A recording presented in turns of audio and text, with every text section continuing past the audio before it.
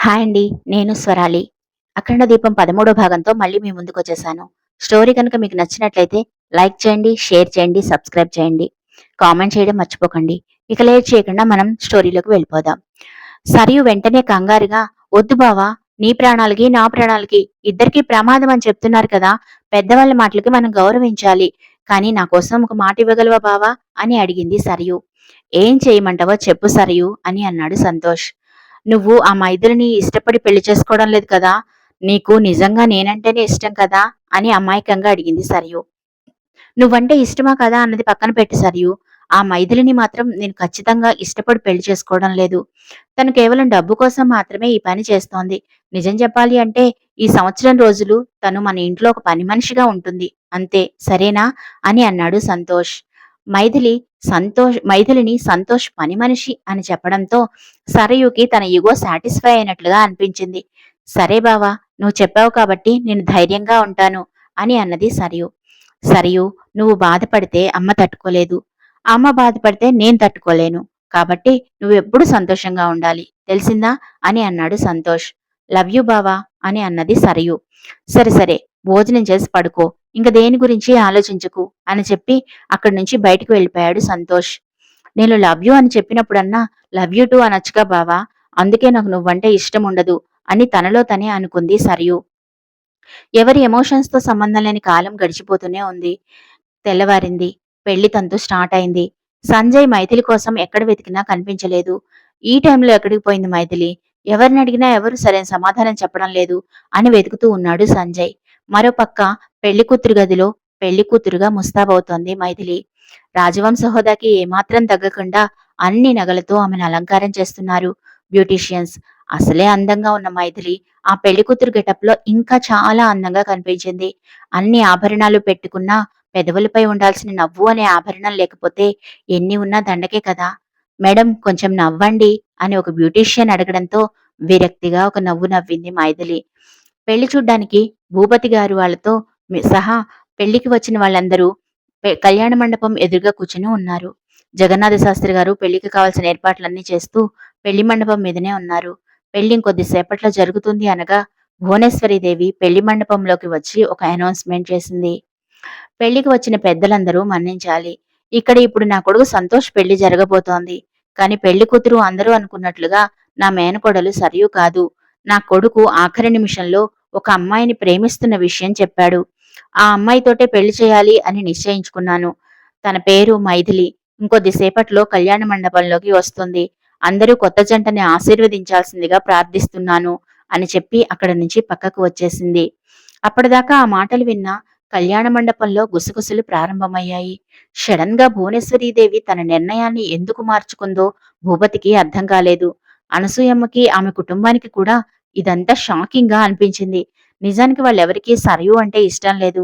సరయుతో సంతోష్ పెళ్లి తప్పిపోయినందుకు ఒక రకంగా ఆనందంగానే ఉన్నా మరోపక్క భువనేశ్వరీదేవి కుట్ర ఏంటో అని అనుమానంలో పడిపోయారు. జగన్నాథ శాస్త్రి మాత్రం అంతా దైవేధ్య అని మనసులోనే అనుకొని భువనేశ్వరీదేవి వైపు చూసి గర్వంగా ఒక నవ్వు నవ్వాడు.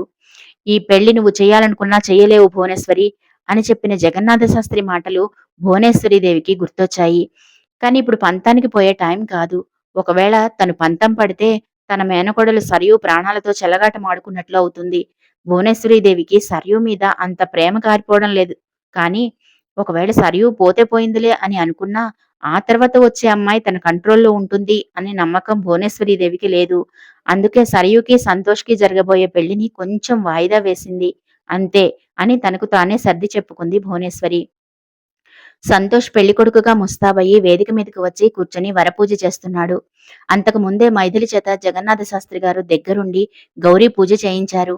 అగ్రిమెంట్ పెళ్లి అయినప్పటికీ కూడా ప్రతిదీ శ్రద్ధగా చేస్తోంది మైథిలి.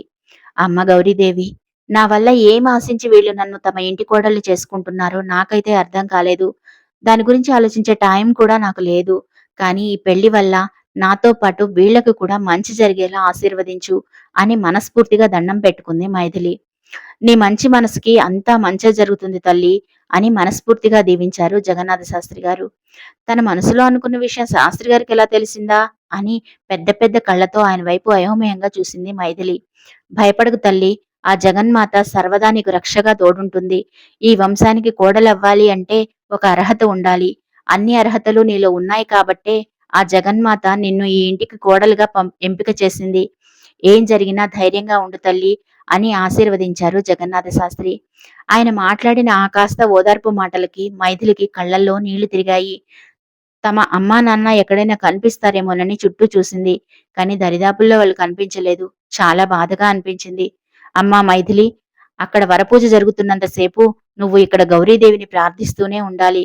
పసుపు కుంకాలతో నీ పసుపు కుంకాలు నూరేళ్లు చల్లగా ఉండాలి అని మనస వాచ కర్మణ గౌరీదేవికి నమస్కారం చేసుకొని పూజ చేస్తూ ఉండు అని చెప్పి సంతోష్ చేత వరపూజ చేయించడానికి అక్కడ నుంచి వెళ్లిపోయారు జగన్నాథ శాస్త్రి.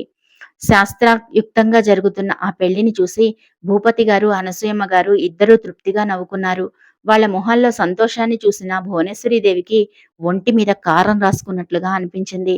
తన దగ్గర అంత పెద్ద విషయాన్ని దాచినందుకు నిజానికి వాళ్ళ మీద ఆమెకు చాలా కోపంగా ఉంది. తను కాస్త తెలివిగా వ్యవహరించి ముందే తెలుసుకున్నది కాబట్టి పెద్ద ప్రమాదం నుంచి సరయుని కాపాడగలిగింది. లేకపోతే ఈ పాటికి తన ప్లాన్ మొత్తం రివర్స్ అయి ఉండేది. వాళ్ళిద్దరి వైపు కోపంగా చూస్తున్న భువనేశ్వరీదేవిని చూసి భూపతి మరోసారి వంకరగా నవ్వాడు. ఇప్పుడు నేను కదా సంతోషంగా ఉండాలి. మరి ఈ భూపతి ఏంటి నా వైపు అలా చూసి నవ్వుతున్నాడు? నేనేమీ తప్పు చేయడం లేదు కదా అని ఆలోచనలో పడిపోయింది భువనేశ్వరీదేవి. భువనేశ్వరీదేవి లేచి మైథిలి దగ్గరకు వెళ్ళింది. ఏంటి మైథిలి, చాలా శ్రద్ధగా పూజ చేస్తున్నట్లున్నావు అని అడిగింది భువనేశ్వరీదేవి.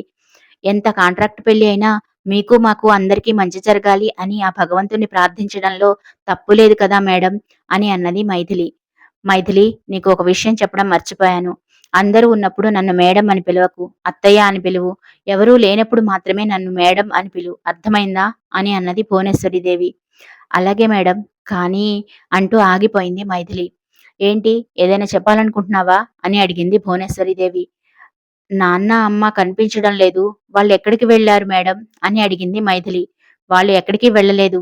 కాళ్ళు కడిగి కన్యాదానం చెయ్యాలి కదా, వాళ్ళని కూడా మంచి బట్టలు వేసుకుని రెడీ అవ్వమని చెప్పాను. కానీ పెళ్ళైన మరుక్షణం, అప్పగింతలు అయిన మరుక్షణం వాళ్ళు ఇక్కడి నుంచి వెళ్ళిపోతారు. వాళ్ళు అబ్రాడ్ వెళ్ళడానికి కూడా కావలసిన అన్ని ఏర్పాట్లు నేను చేశాను అని అన్నది భువనేశ్వరీదేవి.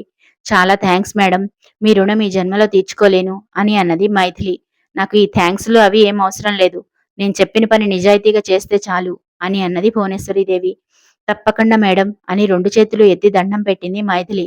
సరే సరే, ఇలాంటి టాపిక్స్ ఎక్కడ పడితే అక్కడ మాట్లాడద్దు, అర్థమైందా అంటూ అక్కడి నుంచి వచ్చేసింది భువనేశ్వరీదేవి. పెళ్లిపీటల మీద సంతోష్ కూర్చుని పూజ చేస్తున్నాడు. మైథిలి తల్లిదండ్రుల్ని పిలవడంతో వాళ్ళిద్దరూ మండపం మీదకు వెళ్లి శ్రద్ధగా వరపూజ చేస్తున్నారు. సంతోష్కి ఏదో బలవంతంగా పెళ్లి చేసుకుంటున్నట్లుగా అనిపించలేదు. అతను కూడా ఎంతో శ్రద్ధగా ప్రతి పని చేస్తున్నాడు. కాసేపటి తర్వాత మైథిలిని తీసుకొచ్చి అతని ఎదురుగా కూర్చోపెట్టారు. మధ్యలో తెరచల్లా పట్టుకున్నారు. అన్నపూర్ణమ్మ, మాధవరావు ఇద్దరూ సంతోష్ కాళ్ళు కడిగి మైథిలిని కన్యాదానం చేశారు. తర్వాత ఒకరి తలపై ఒకరు జీలకర్ర బెల్లం పెట్టుకున్నారు. జీవితాంతం ఒకరికి ఒకరుగా కలిసి ఉంటామని ఒకరి తలపై మరొకరు ఒట్టు పెట్టుకున్నట్టుగా అనిపించింది. ఒకసారి ఇద్దరి ఒళ్ళు జల్లుమన్నది. ఆ ఫీలింగ్ ఏంటో ఇద్దరికి చాలా కొత్తగా అనిపించింది. అప్రయత్నంగా సంతోష్ మైథిలి కళ్ళల్లోకి చూశాడు. ఆమె కళ్ళల్లో కనపడుతున్న అమాయకత్వం అతన్ని కట్టిపడేస్తోంది. కానీ దూరంగా వీళ్ళ పెళ్లి చూస్తున్న రెండు కళ్ళు మాత్రం ఏకధాటిగా వర్షిస్తూనే ఉన్నాయి.